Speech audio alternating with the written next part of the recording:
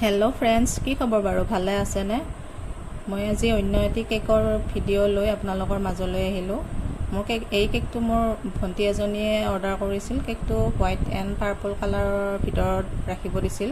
ডিজাইনটো তাই নিজেই দিছিল আৰু তাই দিয়া ধৰণে মই হোৱাইট আৰু পাৰ্পলৰ ভিতৰত কেকটো বনাবলৈ চেষ্টা কৰিছোঁ। বহুত বেছি গৰম পৰাৰ কাৰণে আচলতে মই আজি কেকটো পকাতে বহি পেলাই বনাম বুলি ভাবিলোঁ।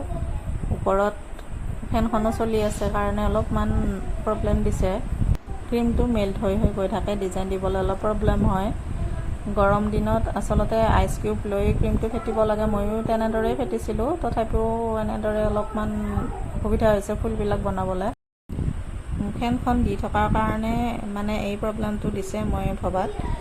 মই জনাত ফেনখন বন্ধ কৰিলে হয়তো মেল্ট হৈ নাযাব, কিন্তু উপায় নাই, ফেন দিয়ে মই কাম কৰিব লাগিব যিহেতুকে অত্যন্ত গৰম দিছে।